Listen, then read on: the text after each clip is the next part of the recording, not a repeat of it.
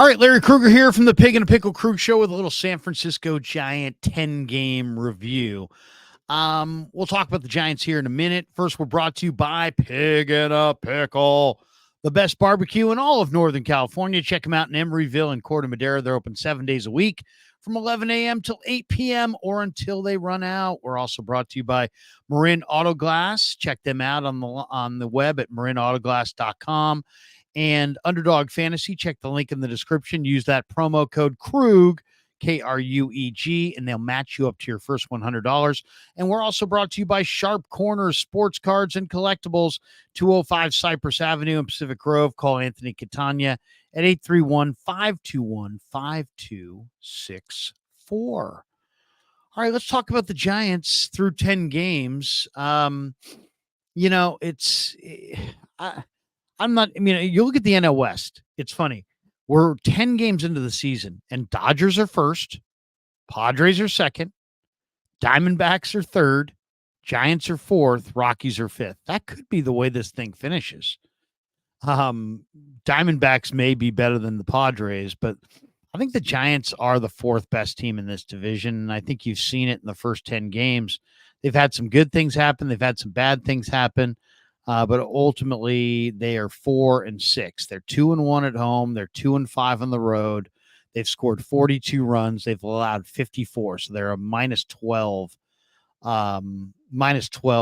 point differential.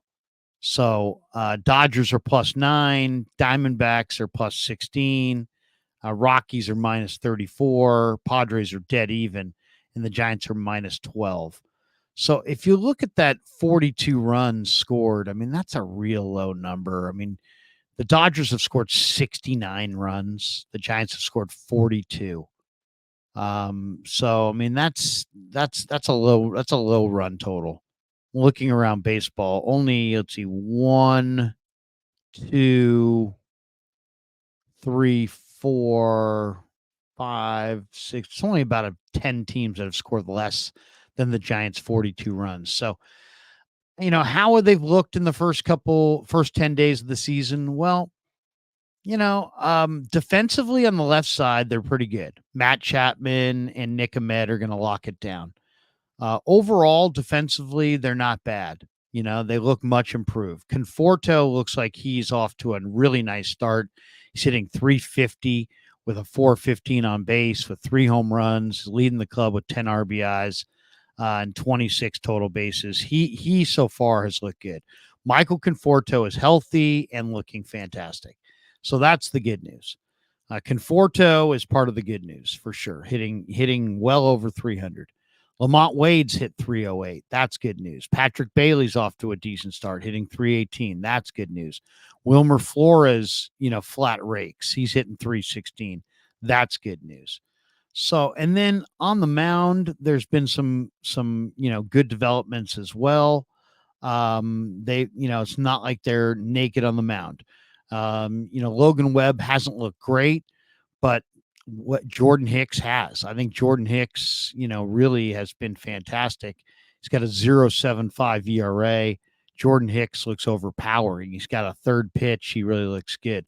The rotation between Webb and Hicks and Wynn and Harrison, is pretty solid. And then bullpen wise, Landon Roop has been a positive surprise. He's got, a 0.00 ERA. Eric Miller's got big stuff.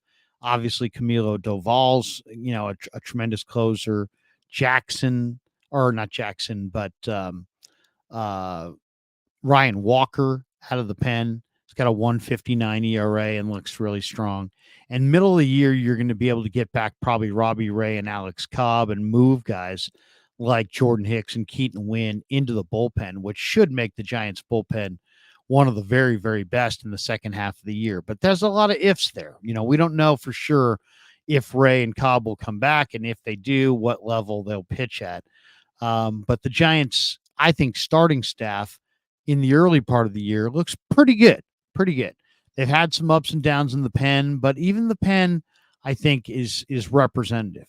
The problem with the Giants, the fielding's better. The pitching looks representative.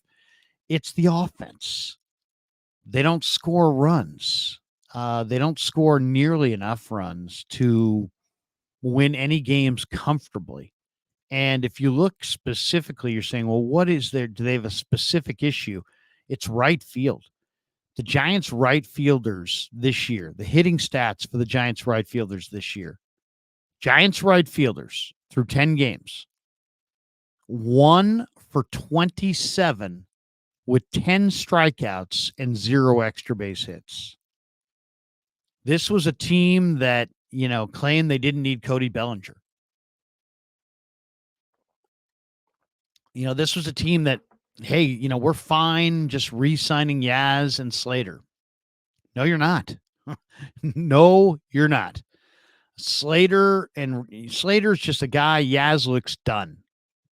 Now, granted, Yaz has had, a baby, and he's been on paternity leave, and maybe his head's in other places. But through the early part of the season, he doesn't look good. So Mike Yastrzemski's hitting 063. Austin Slater's 0 for 7. The worst part about it is Luis Matos, who is, a young, talented right fielder who could easily be placed out in the outfield, has only been given 4 at-bats, and he's yet to get a hit. So, I mean, it's like Matos had a decent spring. They buried him. Slater's off to a terrible start. Yaz is off to a terrible start.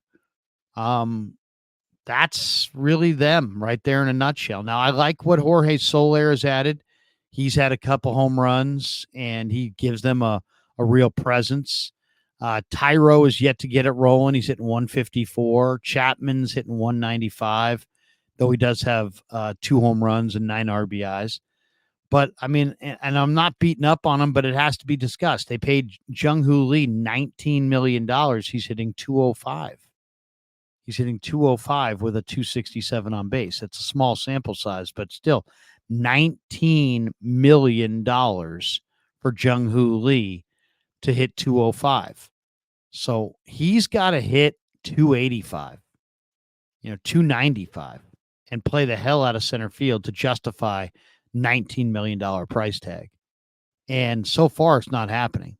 So we'll see. We'll see where it goes. It's really, really, really early. And yeah, I hate to bring up stats for any of these guys this early, but it's a 10-game review. And in 10 games, he's hitting 205. He's hitting the ball hard. He's hitting the ball on the ground to the right side and the left side. So hard ground balls to shortstop, hard ground balls to second base. He's not necessarily elevating the ball. And I'm sure if he elevated the ball, that would help him quite a bit. But, I guess through the early going, Chapman's had some moments, but he's hitting 195. Jung-Hoo's had a home run and clearly knows the strike zone and is a good defensive player, but he's hitting 205. Tyro, who was your Willie Mack Award winner last year, is hitting 154. That's not good enough. Ahmed, you never expected to hit, but because he's never really hit, he's hitting 207. That's not a surprise. The Giants, and it just, then you go to Yaz and Slater, 2 guys who are playing right field, and they're just not getting anything done. So the Giants right now are not getting anything out of right field, and that's a problem. And so far, they've got some of their key guys as kind of low average hitters to this point. But I would say, it hasn't been a disastrous opening to the season. It's not like, oh my God, they're off to they're cooked. They're 4-6.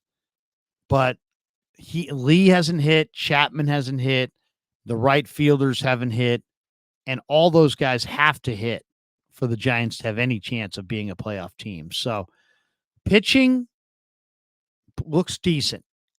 Defense, much improved. Offense, if it's a 2-1 game, a 3-2 game, a 4-3 game, the Giants can keep up. It doesn't look like they've got the arsenal to compete against any team that puts up 5, 6, 7, or 8. Those seem like games that are going to be very, very difficult for the Giants to win. All right, thanks to Pig and a Pickle for being the title sponsor of the Krug Show, and thanks to all of you guys for supporting the Krug Show on YouTube.